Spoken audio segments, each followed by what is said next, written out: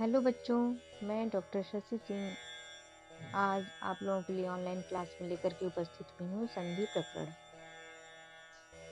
तो जैसा कि देख रहे हैं कि संधि प्रकरण में संधि के 3 भेद होते हैं। ठीक है, संधि प्रकरण में यह आप लोगों को जानना है कि संधि के कितने भेद होते हैं। तो संधि के 3 भेद होते हैं: स्वर संधि, व्यंजन संधि और विसर्ग संधि। ठीक है, तो आप लोगों को आज मैं पढ़ाऊंगी स्वर संधि।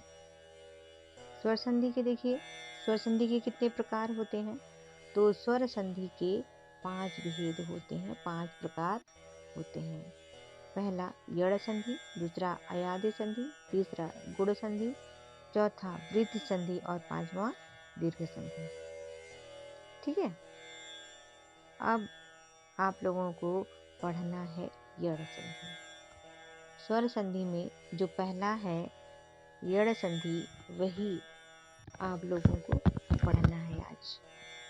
देखिए, यड़ संधि, यड़ संधि का जो सूत्र है वह है इको यड़च। यदि आप यड़ संधि समझ जाते हैं तो बाकी के सारे संधि आप लोगों को समझ में आ जाएगा और बहुत अच्छे से समझ में आ जाएगा। तो इसलिए यड़ संधि को थोड़ा सा ध्यान से देखिएगा आप लोग और समझने की कोशिश करिएगा। वैसे मैंने सब कुछ इसमें लिख भी दिया है, नोट्स भी पूरा अच्छे से तैयार किया हुआ है, जिससे कि यदि आप लोगों को कोई परेशानी हो, समस्या हो, तो आप लोग इसका स्क्रीनशॉट लेकर के भी इसको आप पढ़ सकते हैं। ठीक है, या तो इसको देख करके अपनी कॉपी पे नोट करके भी आप इसको लिख सकते हैं, देख सकते हैं और पढ़ सकते हैं आसानी से, कोई समस्या नहीं होगी। बहुत अच्छे से नोट्स तैयार किया हुआ है। देखिए, सूत्र है इको यड़च। ठीक है, सूत्र है आपका इको यड़च। इको यड़च सूत्र है। यह इको यड़च सूत्र कहता क्या है, क्या बतला रहा है? तो कह रहा है कि इकः स्थाने यड़ स्याद अचि संहितायाम विषय। इकः स्थाने यड़ माने इक के स्थान पर यड़ आदेश हो अच परे होने पर संहिता के विषय। इक क्या है? इक है ई उ री री। इक है ई उ री री और यड़ है य व र ल। तो इक के स्थान पर यड़ आदेश हो अच परे होने पर। अच माने स्वर, अच माने स्वर। देखिए, अच इसलिए स्वर कहा गया कि अच जो प्रत्याहार है उसमें समस्त स्वर आ जाते हैं, इसलिए अच का एक तात्पर्य होता है स्वर। तो इक के स्थान पर यड़ तभी होगा जब उसके पश्चात कोई स्वर आवे तो। ये इको यड़च सूत्र कहता है। अब आप लोगों को 2 सूत्र आएंगे। शुद्ध्युपास्य, शुद्ध्युपास्य के 2 रूप बनते हैं। एक में द होता है और एक में द नहीं होता है। ठीक है, एक में देखिए इसमें द होता है और इसमें इस शुद्ध्युपास्य में द नहीं होता है। तो इसको मैं अच्छे से बताऊंगी कि किस सूत्र को लगाने से इसमें द आएगा और किस किस सूत्र को लगाने से इसमें द नहीं आएगा। देखिए, अब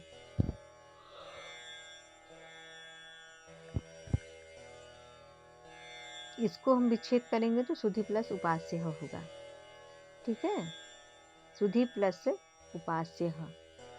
सुधि उपास्य को सिद्ध करने के लिए पहले हम उसको विच्छेद करेंगे तो होगा सुधि प्लस उपास्य। अब देखिए, स्पष्ट रूप से नीचे लिखा हुआ है, इसको मैं एक बार पढ़ देती हूँ, फिर उसके बाद समझाऊंगी। देखिए, उपर्युक्त सुधि प्लस उपास्य में इको यड़च सूत्र से इक के स्थान पर यड़ आदेश होगा अच परे होने पर।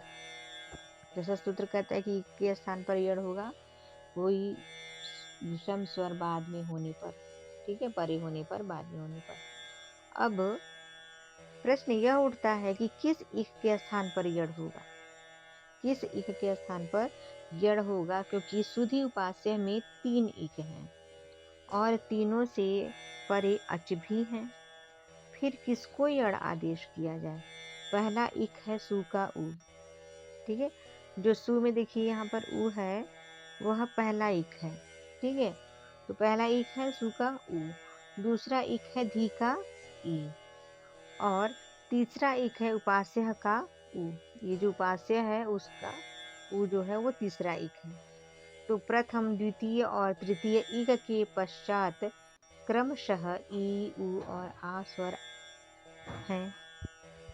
ऐसी दशा में इन तीनों इक में से इक को यड़ होगा। ये प्रश्न बनता है कि इन तीनों इक में से किसको यड़ होगा, ठीक है। क्योंकि सु में जो उ है वो भी इक है, तो उसको यड़ होगा। कि जो ध में ई है, जो ध में ई है उसको इक यड़ होगा, या उपास्य का उ है उसमें यड़ होगा। किसके स्थान पर यड़ होगा? तो इस को स्पष्ट रूप से सिद्ध करने के लिए आगे सूत्र बताया गया है। यह सूत्र है तस्मिन् नीति निर्दिष्टे पूर्वस्य। यह जो दूसरा सूत्र है तस्मिन् नीति निर्दिष्टे पूर्वस्य,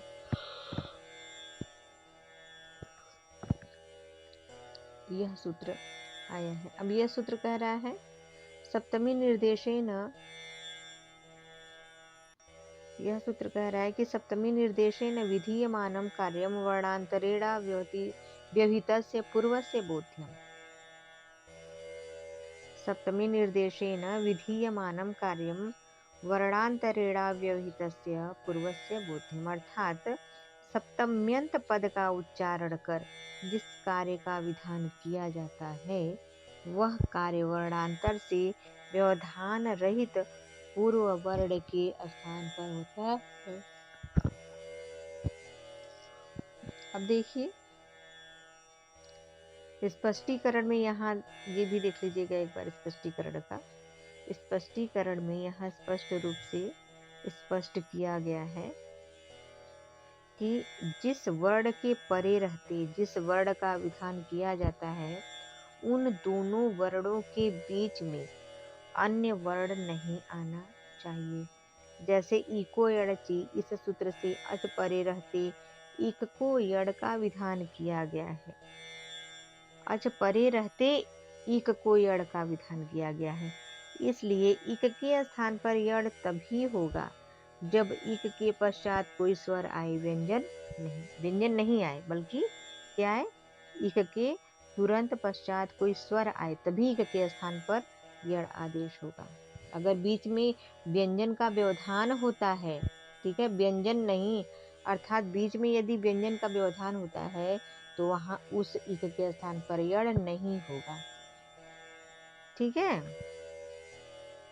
ये है मतलब स्वर आए व्यंजन नहीं आए, अर्थात इक और स्वर के बीच में अन्य वर्ण नहीं आना चाहिए, अर्थात स्वर उस इक और स्वर के बीच में व्यंजन नहीं आना चाहिए, तभी इक के स्थान पर यड़ होगा।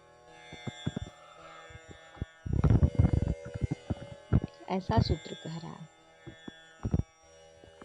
अब देखिए सुधी उपास्य जो है, ये जो है सुधी उपास्य है, इस सुधी उपास्य में जो इक सु के उ और अच धी के ई के बीच में ध का व्यवधान है, ठीक है। यहाँ पर देखिए जो सुधी है, इसमें जो सु है ये सु और धी, ठीक है।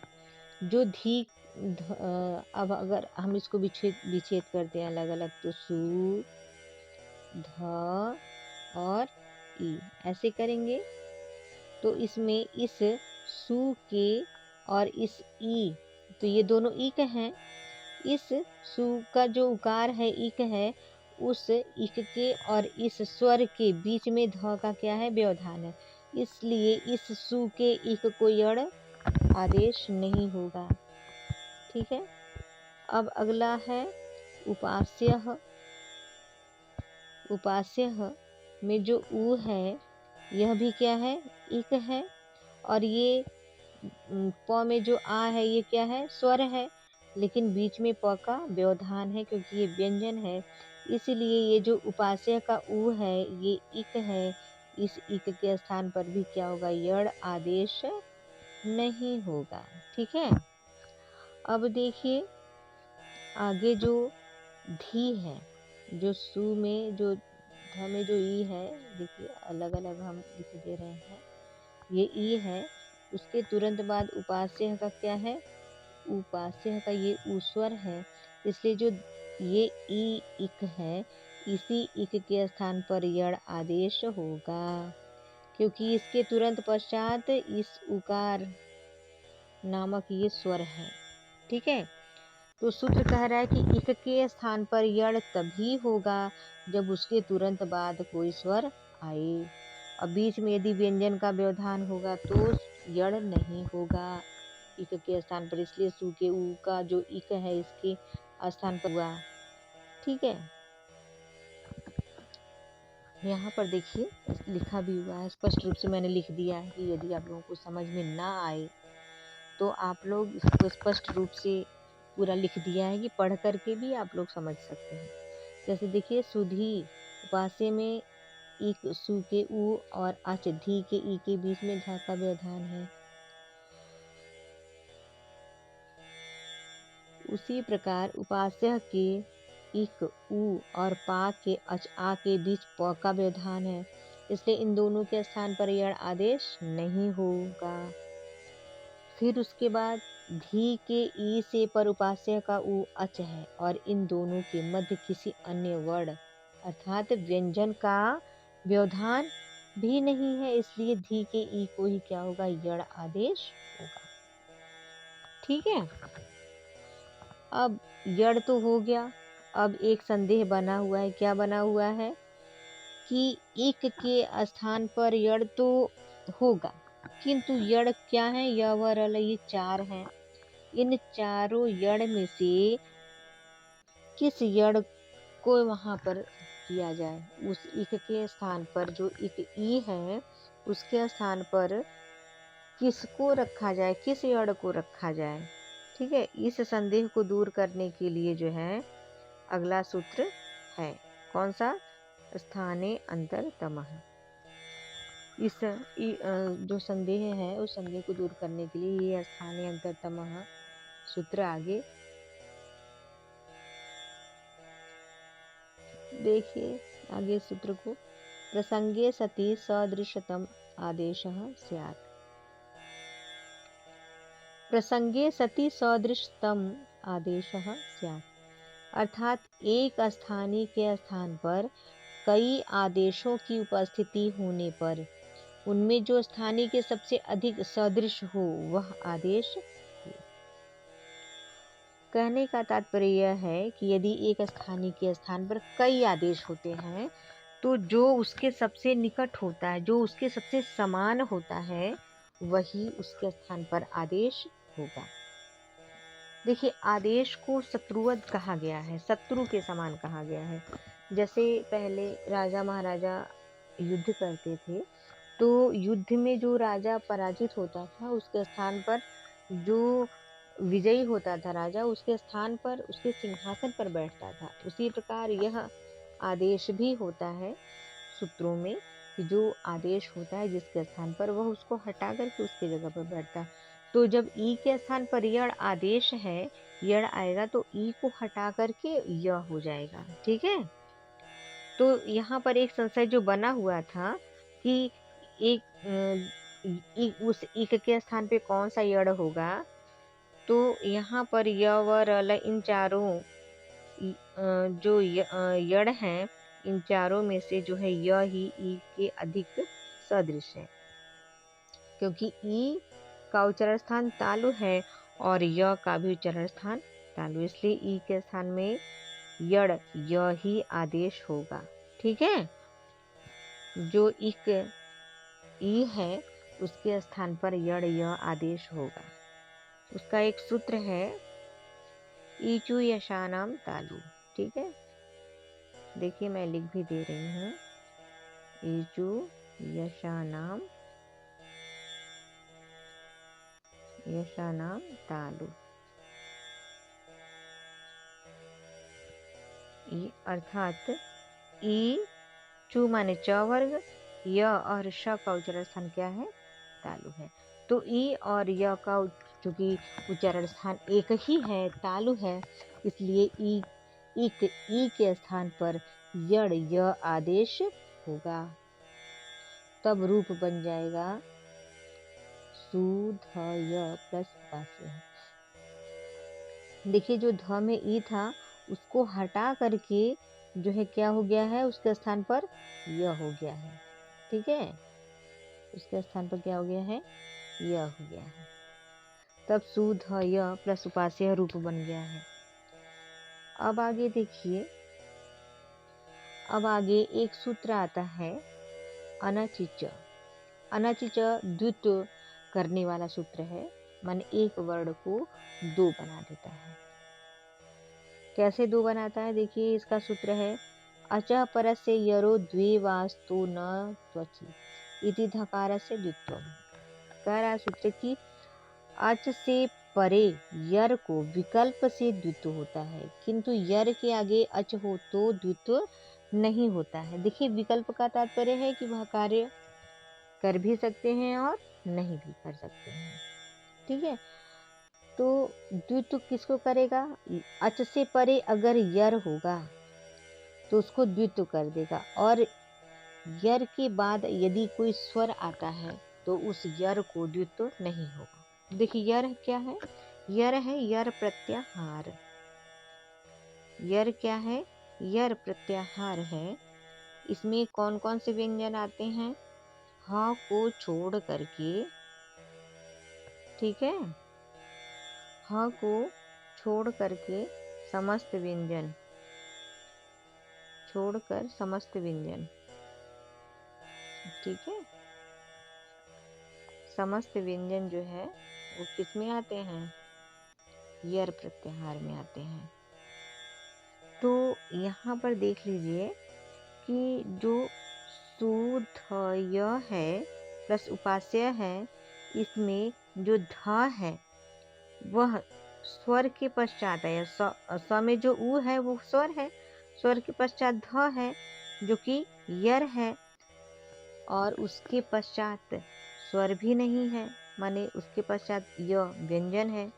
ये जो य है ये क्या है? ध के पश्चात व्यंजन है, तो इसलिए इस ध को ही क्या होगा? द्वित्व होगा।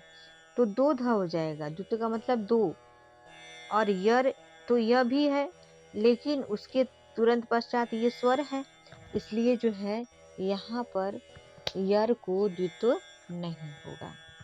ठीक, किसको द्वित्व होगा? ध को। तो ध को द्वित्व हो जाएगा, तब ये रूप बनेगा सु ध ध य प्लस उपास्य, ऐसा रूप बन जाएगा। अब जब सु ध ध य उपास्य बन गया, तब फिर एक अगला सूत्र आता है, कौन सा?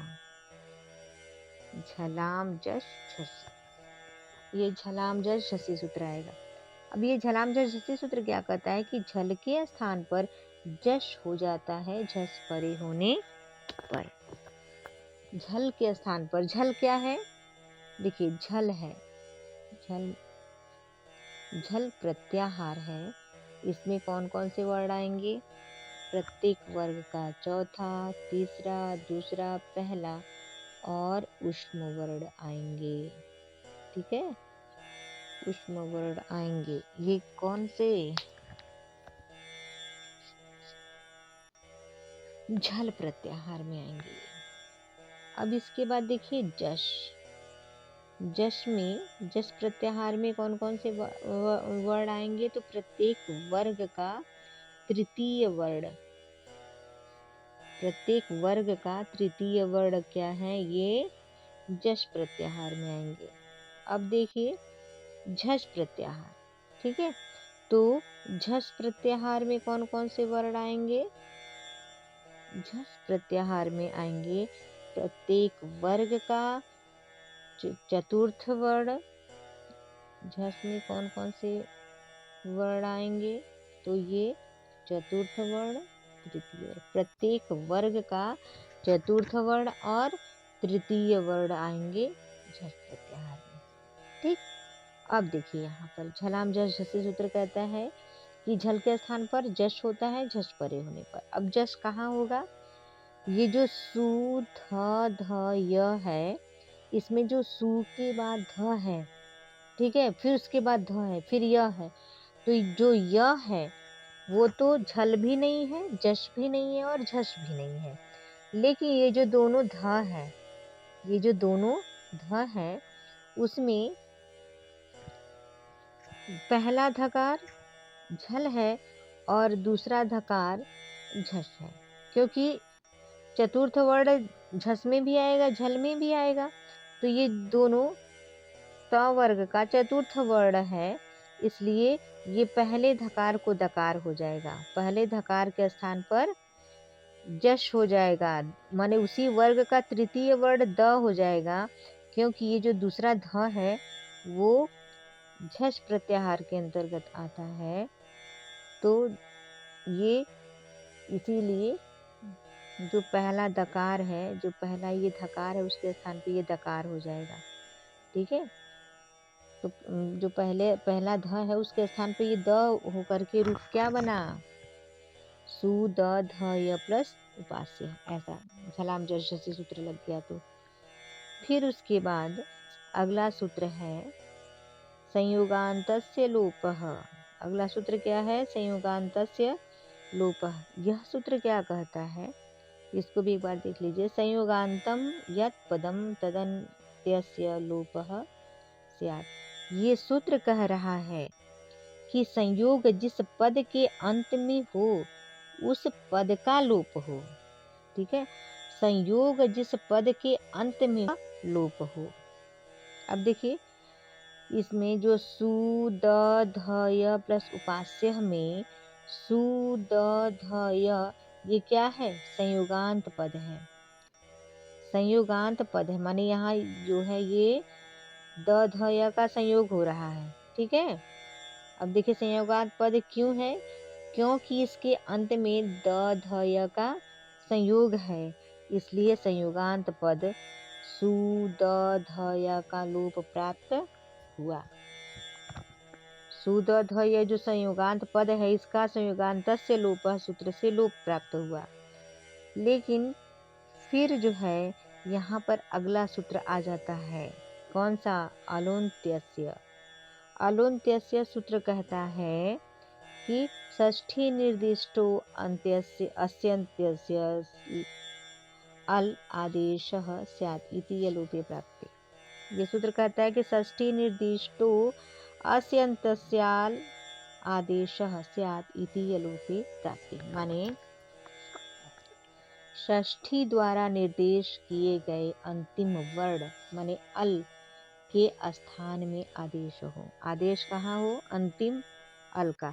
तो इससे संयुगांत पद के अंतिम वर्ण य का लोप प्राप्त हुआ। पूरा संयुगांत पद जो है अलुंत्य से जो है संयुगांत से पद से पूरे संयुगांत पद का लोप प्राप्त था, लेकिन अलुंत्य सूत्र से किसका लोप प्राप्त हुआ? अब अंतिम वर्ण जो य है उसका लोप प्राप्त हुआ। किस सूत्र से? अलोन्त्यस्य सूत्र से, ठीक है, अलोन्त्यस्य सूत्र से।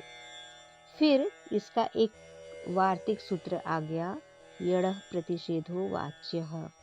ये वार्तिक सूत्र है, यड़ः प्रतिषेधो वाच्य। यह सूत्र क्या कहता है कि यदि लोप होने वाला अंतिम वर्ण यड़ हो, माने यवरल यड़ प्रत्याहार का हो, तो उसके लोप का निषेध हो जाता है। जो लोप प्राप्त है उसका यड़ प्रतिषेधो वाच्य, इस सूत्र से उसका निषेध हो जाएगा। तो इस नियम से य के लोप का निषेध हो गया। जब निषेध हो गया तब रूप बना सु द ध य प्लस उपास्य से जो ये पूरा वर्ण है ये आपस में मिलकर के शुद्धि उपास्य रूप बन जाएगा, ठीक है।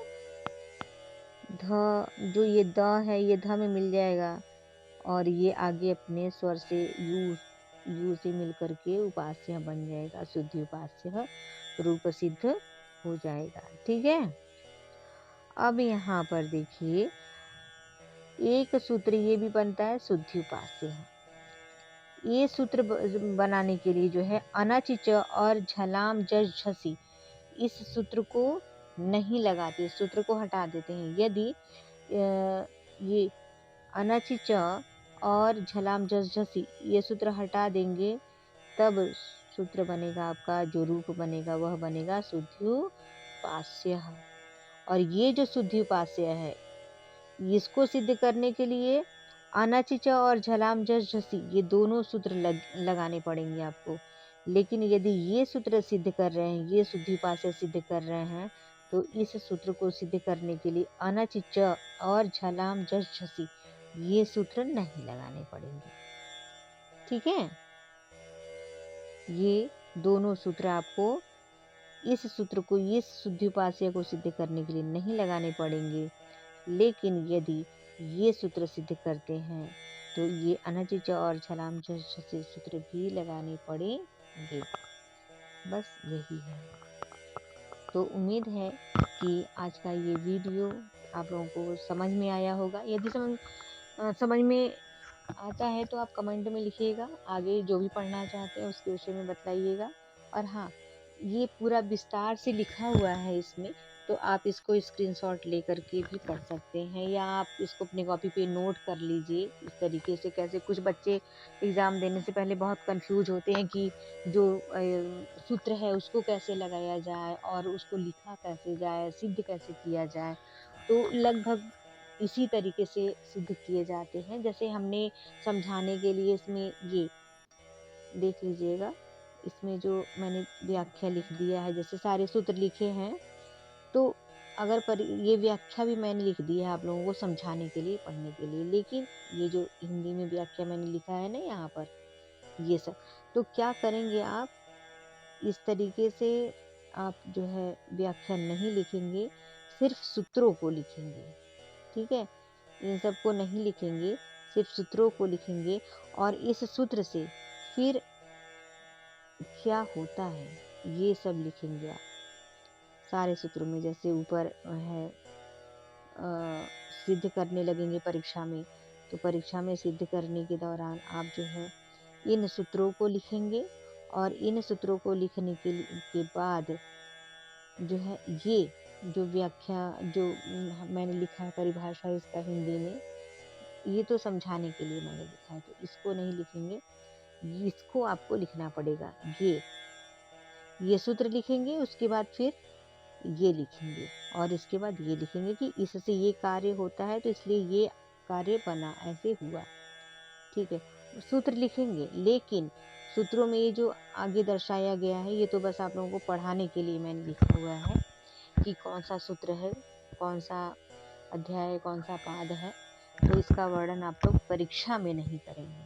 ठीक है, तो इस तरीके से सारे जो है सूत्र सिद्ध करते हुए आप लोग सूत्रों को लिखेंगे। उन ऐसे ये सूत्र लिख दिए।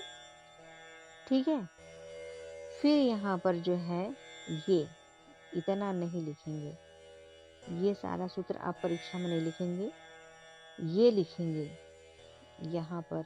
ये सूत्र लिखने के बाद ये जो आप ऐसे स्थानीय अंतर समझ सूत्र लिखेंगे, फिर यहाँ पर ये लिखेंगे, यहाँ पर ये अवरल, इन चारों में से, तो ये चीज़ें आप लिखेंगे। ठीक है, और फिर आपका जो बनता है, क्या बनेगा रूप, आप उसको लिखेंगे।